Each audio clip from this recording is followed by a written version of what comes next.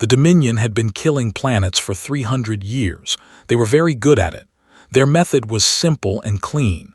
They would arrive at a new world, release their special gas called Compound 7 and watch everything die. No fighting, no blood, just death floating through the air like morning fog. Compound 7 was their greatest weapon. One breath was enough to destroy the brain of any living creature. They had used it on 17 different species across 3 star systems. Nobody had ever survived. Not once. Not ever. High Commander Boral sat in his chair on the command ship and looked at the blue planet below. His large insect eyes studied the readings on his screen. The planet was called Earth by the creatures living there. They were soft things with no shells and no claws. They had only 2 eyes and walked on 2 legs. Boral found them ugly and weak. His officers had detected strange signals coming from this world. Radio waves, television broadcasts, the primitive sounds of a species just learning to speak to the stars. Easy prey. Boral chose to land near a large city. The readings showed millions of the soft creatures living there. The city was called Seoul. It sat in a country called South Korea. Boral did not care about names. Soon there would be no one left to remember them. The landing ship broke through the clouds on a cold Tuesday evening. Sergeant Park was leading his patrol through the hills outside the city when he saw the lights falling from the sky. He raised his fist, and his squad of 8 soldiers stopped behind him. Was 32 years old with a calm face and steady hands. He had served in the army for 12 years and had seen many strange things, but nothing like this. The object coming down was huge and shaped like a beetle made of metal. It landed in the field below with a sound like thunder. Corporal moved up beside him. She was 28 with sharp eyes and quick reflexes. Her rifle was already in her hands. "Sarge, what is that?" "I do not know," said honestly. He pressed his radio. "Command, this is Patrol 7. We have an unknown aircraft landing at grid reference 472. It is very large. It does not look Korean. It does not look human." The radio crackled with confused voices. Ignored them. He watched as a door opened in the side of the metal beetle and creatures walked out. They were tall and thin with bodies like insects. Their skin was hard and see-through like dirty glass. They had 4 arms and walked on 2 thick legs. Their heads were flat with many small eyes that glittered in the floodlights from the ship. Private Lee, the youngest in the squad at only 23, whispered a curse under his breath. "Those are aliens, real aliens." "Stay calm," ordered. "Everyone hold position. Do not fire unless I give the order." The aliens did not try to talk. They did not raise their hands in peace. Instead, they pulled out metal tubes from their belts and pointed them at the ground. Yellow smoke began pouring out, spreading across the field like a wave. Watched the gas rolling toward his position. His training told him to run. Unknown gas was always dangerous, but something made him wait. Something made him watch. The yellow fog reached them. It wrapped around their boots and rose up to their faces. Held his breath for a moment, then realized he could not hold it forever. He breathed in. The smell was strange, sweet and sharp at the same time. It reminded him of something from his childhood, candy, medicine. He breathed in again, trying to place it. "Is that peppermint?" he asked out loud. Coughed beside him. "It smells like the candy my grandmother used to keep in her purse." The alien stood very still. They were waiting for something.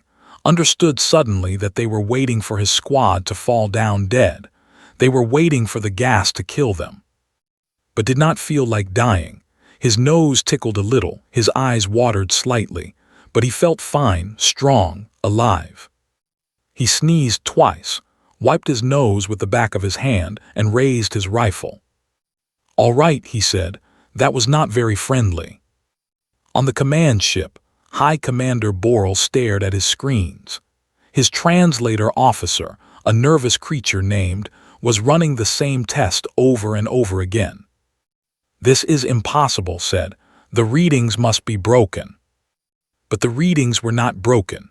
8 human life signs glowed on the screen, all of them strong, all of them healthy, all of them very much alive after breathing enough compound 7 to kill a small army.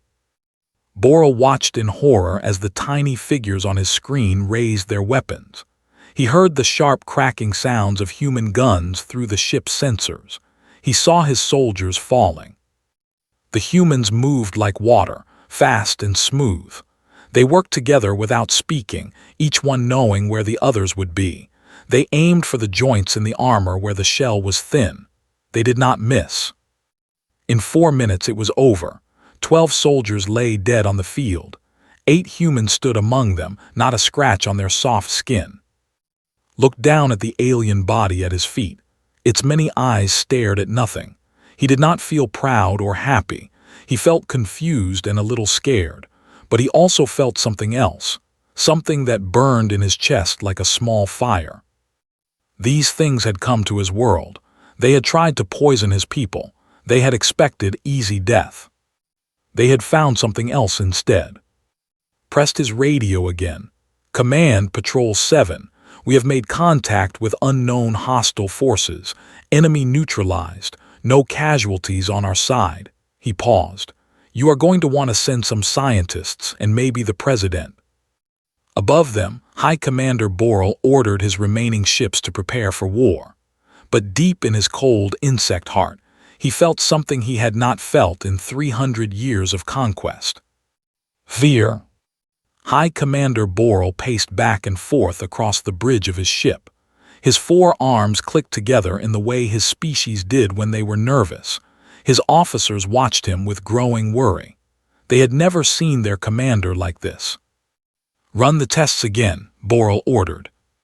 "We have run them 17 times, said carefully. "The results do not change. The humans breathed compound 7 at triple concentration. They should be dead. Their brains should be liquid. But they are alive and they killed our soldiers." Boral stopped packing. He looked out the window at the dark planet below. Somewhere down there, 8 soft creatures had done the impossible. They had breathed death and complained about the smell. "Prepare compound 9, he said. Made a small sound of surprise. "Commander, compound 9 is for silicon-based life forms. It is our strongest weapon. Surely that is too much for simple carbon creatures." "Clearly nothing is too much for these humans," Boral replied. "Send another team. More soldiers this time, better weapons, and use the compound 9. If they survive that, then we will know we are dealing with something truly impossible." On the ground below, Sergeant Park was giving orders to secure the area. His squad moved with purpose, checking the alien bodies and gathering the strange weapons. Military helicopters were already coming over the hills, their lights cutting through the darkness. Approached with one of the metal tubes that had released the gas. "Sarge, this thing is empty now. It sprayed everything it had. What do you think it was?" "Poison," said simply. "They tried to poison us like bugs."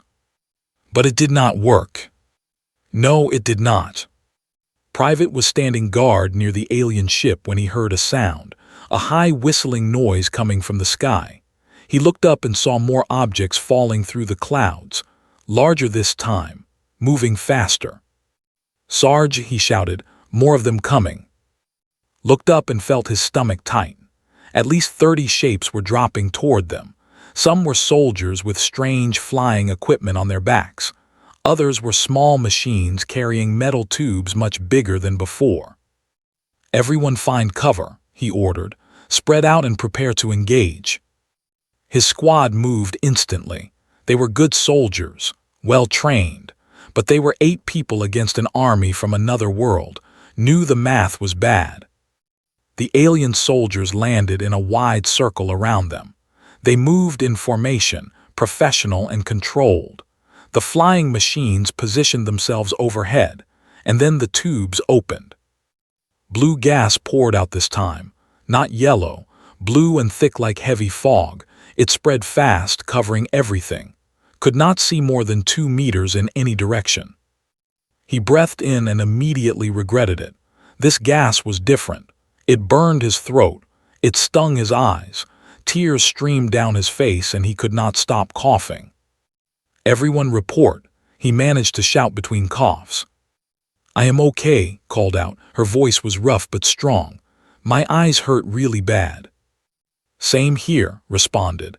"And my nose is running like a broken tap." One by one, the squad reported in. Everyone was alive, everyone was hurting, but no one was dying. Private, the squad's medic, crawled over to through the blue fog. Her face was red and wet with tears. "Sarge, this stuff is worse than the first one. It smells like burning tires. I think I am getting a rash on my arms." "But you are alive," said. "Yes, I am alive." Wiped his streaming eyes and raised his rifle. He could barely see, but he could hear the aliens moving through the gas. They were coming closer, expecting to find bodies. "Everyone," he said into his radio, "listen for movement, aim for sound, fire on my mark." The first alien walked out of the blue fog directly in front of. Its many eyes widened when it saw the human standing there, tears streaming down his face, rifle aimed at its chest. "Mark," said and pulled the trigger. The battle was ugly and confusing. The soldiers could barely see. They fought by sound and instinct, discovered that the aliens made a clicking noise when they walked, learned that they screamed when they were hit. Private figured out that their flying machines would crash if you shot the small fans on the bottom. 20 minutes later, the blue gas was finally clearing. The Korean soldiers stood in a field of alien bodies. They were covered in strange blood that smelled like copper and lemons. Their eyes were still burning. Their noses still running, was scratching her arms where the rash was spreading. But they were alive, all 8 of them. Counted the bodies, 34 aliens, plus 12 from before, 46 enemies killed by 8 soldiers who could barely see. He heard the helicopters landing behind him. Men in suits came running with medical equipment and scientific instruments. Someone was shouting about quarantine. Someone else was demanding answers. Sat down on the grass and let the medics examine him. His throat hurt. His eyes were swollen. His head was pounding. But under all that pain, he felt something else. Pride. His squad had faced monsters from the stars. They had breathed alien poison. They had fought blind in a fog of death, and they had won. On the command ship above, High Commander Borel received the reports with growing despair. Compound 9 had failed. His soldiers were dead. The humans were still alive. He thought about the 300 years of easy conquest, all those planets that fell without a fight, all those species that died with a single breath. He had believed his people were unstoppable. Now he stood above a world of impossible creatures, who ate poison for breakfast and killed soldiers, while crying from the pain of burning eyes. For the first time in his very long life, High Commander Borel did not know what to do next. He stared at the blue planet below and wondered what kind of monsters lived there. 6 hours after the battle, the field outside Seoul looked like a military camp. Tents covered every open space. Trucks carried equipment and soldiers. Scientists in white coats walked between alien bodies, taking pictures and collecting samples. The world had changed in one night. Colonel arrived by helicopter just as the sun was coming up. She was 51 years old with gray hair cut short and eyes that had seen many wars. She ran the Defense Intelligence Command and had spent her career preparing for threats that never came. Now the biggest threat in history had landed in her backyard. She found Sergeant Park sitting on a crate near the alien ship. His squad was spread out around him, all of them wrapped in blankets and drinking hot coffee. They looked tired and dirty but very much alive. "Sergeant Park," Colonel said, "tell me everything." Stood up and gave his report. He spoke clearly and simply, describing the landing, the gas, the fighting. He did not add anything extra. He did not try to make himself sound brave. He just told the truth. When he finished, Colonel was quiet for a long moment. Then she pointed at the metal tubes lined up on a nearby truck.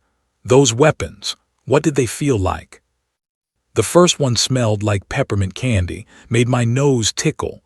The second one was worse, burned my eyes and throat, smelled like burning tires. Paused. Private is still scratching her rash. But none of you died. No, ma'am, none of us died. Colonel turned to look at the alien ship.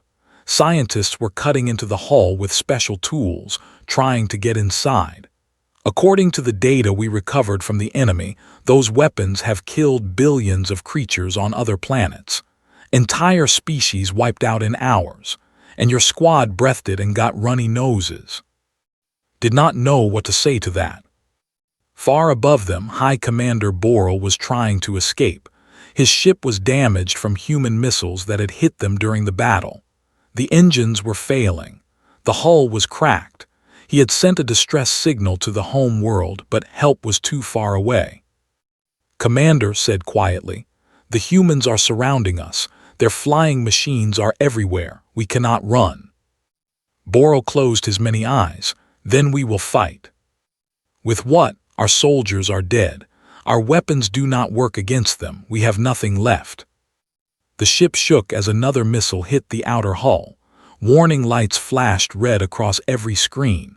Boral realized he had only two choices: die fighting or surrender.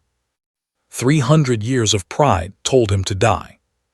Something new, something that felt like wisdom, told him to live. "Open communications," he ordered. "Tell them we surrender." The capture of High Commander Boral was broadcast across the world within hours. Every news channel showed the same images: alien prisoners being led off a broken ship, strange technology being carried away in sealed containers, 8 Korean soldiers standing together, tired and proud. The world went crazy. Some people were scared. They hid in their homes and waited for the end. Some people were angry. They demanded war against the alien home world. Some people were confused. They did not know what to think about a universe that suddenly had monsters in it. But many people felt something else, something like hope. The aliens had come to kill and humans had survived, not just survived, won. The news spread beyond Earth too. When Boral's distress signal reached the home world, it was intercepted by other species listening to the stars. The message was clear. The Dominion, the greatest killers in the galaxy, had been stopped by a species nobody had ever heard of. The Galactic Forum called an emergency meeting. Ambassadors from 100 worlds gathered to discuss the impossible news.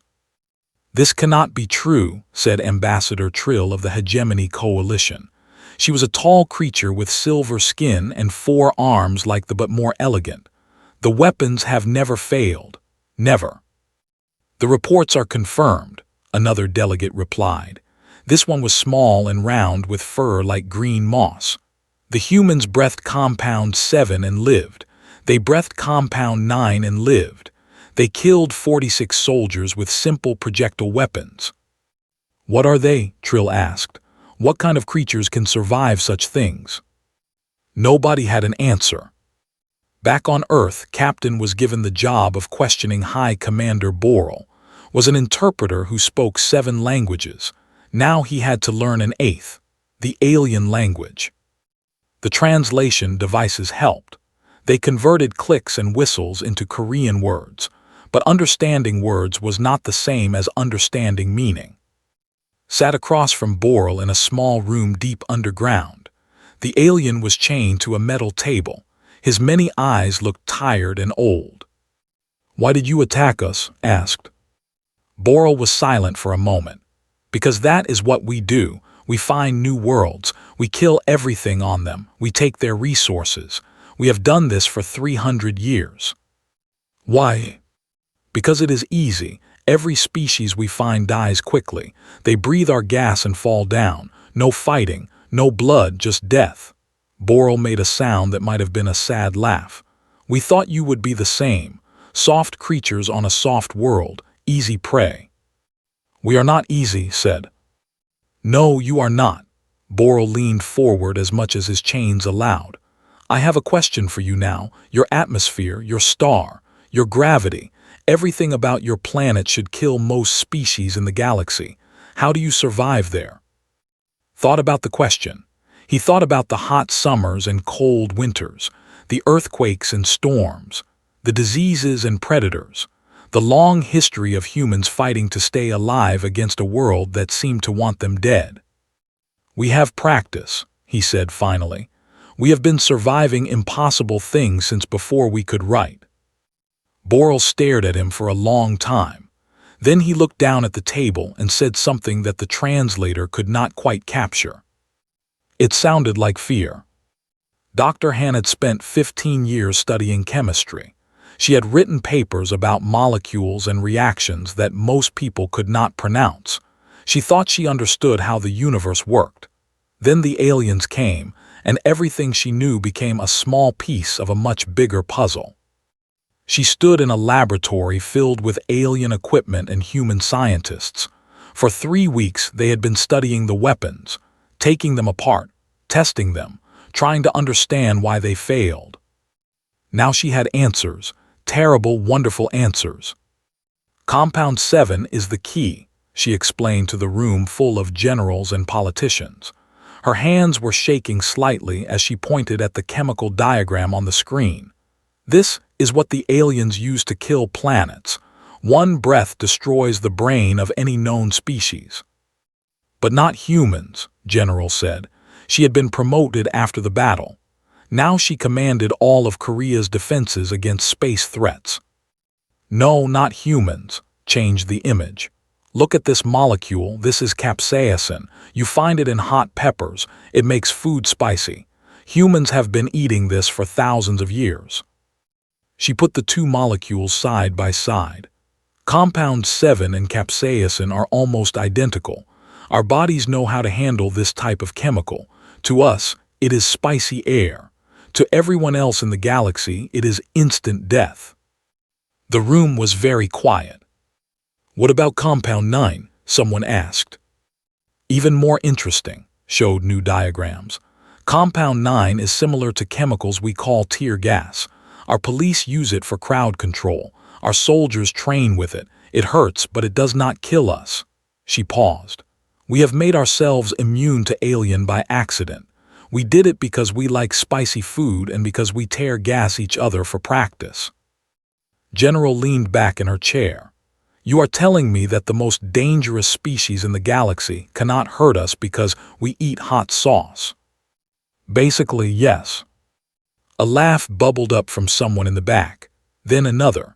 Soon the whole room was laughing. It was not funny laughter. It was the laughter of people who had learned something impossible and did not know how else to react. Waited for the noise to stop, then she continued. There is more. I have studied the data about other planets, their atmosphere readings, their gravity measurements, their radiation levels. She took a deep breath. Earth is not normal. Earth is what the galaxy calls a death world. Death world, General repeated. Our atmosphere has 21% oxygen. To most species, that is poison. It burns their lungs. It corrodes their skin. They would die in hours just breathing our air. Change the screen again. Our sun puts out radiation that would kill most aliens in days. Our gravity is heavy enough to crush creatures from lighter worlds. Our bacteria would be deadly infections on other planets. Our viruses could wipe out entire species. She looked around the room at the humans sitting there, breathing poison air, soaked in deadly radiation, covered in killer germs. We are not weak, she said. We are the most dangerous creatures in the galaxy. We just did not know it. The news spread quickly. Scientists around the world confirmed findings. Humans were not victims. Humans were apex predators from a nightmare planet. Every cut that healed, every fever that broke, every poison food that only made them sick was proof that they had evolved to survive things that killed everything else. Former High Commander Boral became important in a new way. He was the only alien who could explain what humans looked like from the outside. Captain visited him again with new questions. Tell me about the other species you conquered. What were they like? Boral's eyes were dim. He had not eaten well since his capture. He was losing weight. They were soft, gentle. They lived on kind worlds with thin air and low gravity. They had never known war or pain. When we came, they did not even understand what was happening. They just died. And you thought we would be the same. Your world looked terrible to us. Too hot, too cold, too heavy, too much oxygen. We thought anything living there must be weak and sick. We thought you would be easier than most. Boral made the sad, laughing sound again. We were fools. Thought about what it said. About humans being death world creatures. About their planet being a killer that made killers. What do other species think of us now? He asked. They are terrified, Boral said simply. The Galactic Forum has been meeting every day since news spread. They are trying to decide if you are a threat. Some want to destroy you before you can spread to other worlds. Some want to welcome you and hope you will be friendly. All of them are scared. Good, said. He was surprised by the coldness in his own voice. They should be scared. They sent you to poison us. They watched you kill 17 species. They did nothing to stop it. Now they can be scared. Boral looked at him with something like respect. You are angry. My people were attacked. Children were in that city you tried to gas. Families, old people. Yes, I am angry. Then be careful, Boral said quietly. Anger makes you strong, but it can also make you into the thing you hate. I know this. My people were angry once long ago. It is why we became conquerors. Do not let your anger make you into us. Stood up. He looked down at the alien prisoner, this creature from a species of murderers, and felt something complicated in his chest. We will not become you, he said, but we will not let anyone hurt us again either. That is a promise. He walked out of the room and left Boral alone with his thoughts. Somewhere in space, 100 different species watched Earth and wondered what would happen next. The death world was awake now. The impossible creatures were angry. The galaxy would never be the same. 1 year had passed since the night the aliens came. 1 year of building and learning and preparing. 1 year of turning fear into strength. The ship was called ROKS. It was humanity's first vessel made for traveling between stars. The engineers had used technology to build the engines and human creativity to make them better. It was not pretty. It looked like a metal box covered in weapons, but it worked. Lieutenant Commander Park stood on the bridge and watched the stars move past the windows. It still amazed him. 1 year ago, he had been a simple sergeant leading patrols through Korean hills. Now, he was second in command of humanity's first starship, flying toward a meeting that would decide the future of his species. Captain sat in the command chair. She was 40 years old with calm eyes and a steady voice. She had been chosen to lead this mission because she never panicked. Even now, flying into unknown space surrounded by alien ships, she looked almost bored. We are approaching the Galactic Forum station, the navigator reported. 20 minutes to arrival. Good turned to look at her crew. They were a mix of soldiers and scientists from a dozen countries. Korean, American, Chinese, Russian, Brazilian, Nigerian. Humanity had sent its best. Among them was former High Commander Boral. He had agreed to help the humans in exchange for better treatment. Some people called him a traitor. He called himself a survivor. After seeing what humans could do, he had decided it was smarter to be their friend than their enemy. Boral moved to stand beside. His health had improved since he started eating human food.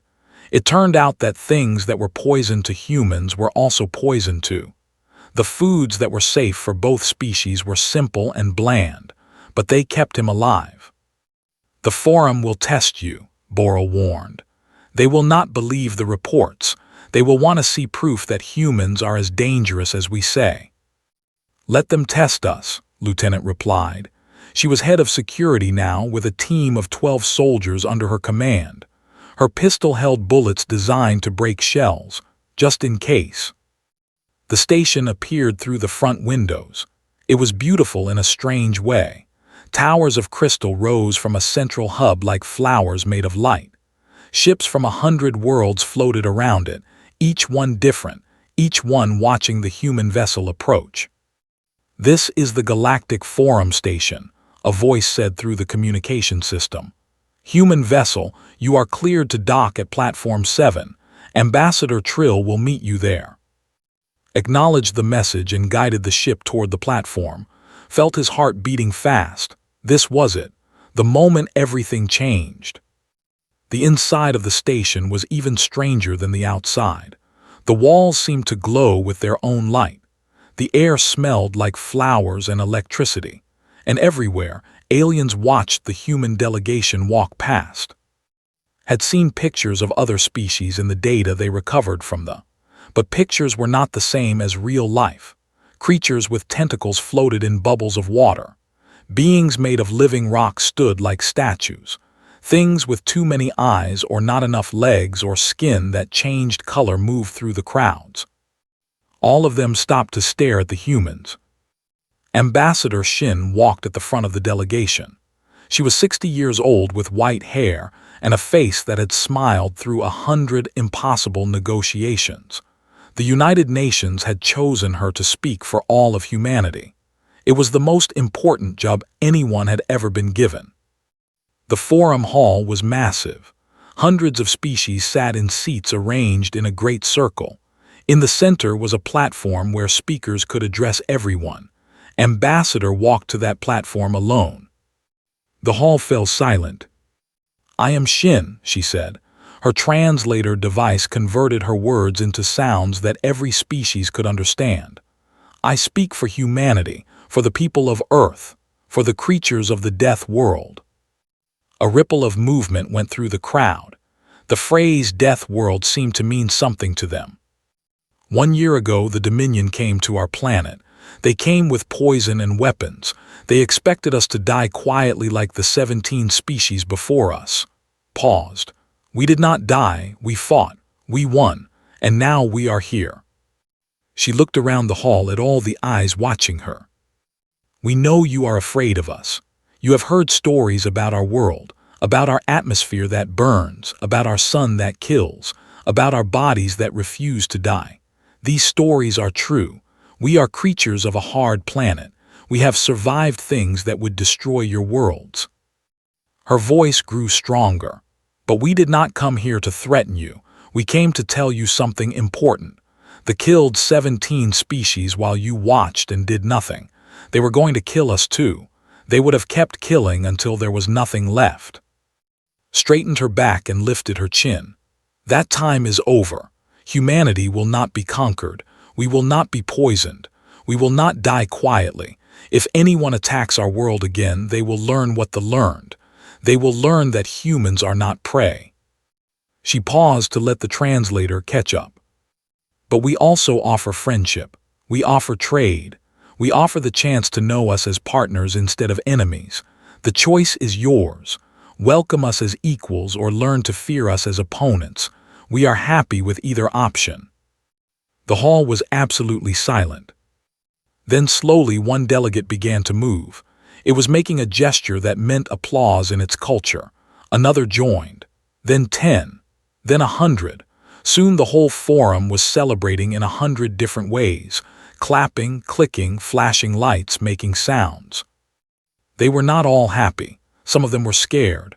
Some were angry, but all of them understood that the galaxy had changed. A new species had arrived, and this species could not be bullied or poisoned or conquered.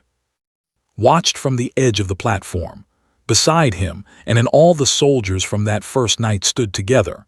They had come so far from that field outside Seoul, from the peppermint gas and the burning eyes, from the fear and confusion.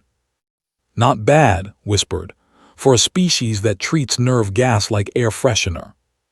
Elbowed him, "Be quiet, we are making history." "We already did," said softly. "Now we just have to survive it." And if there was one thing humans were good at, it was surviving. Above them, the crystal towers of the forum station sparkled like stars. Around them, 100 species began to see humanity not as victims or threats, but as something new, something impossible, something wonderful. The Death World creatures had arrived. The galaxy would never forget.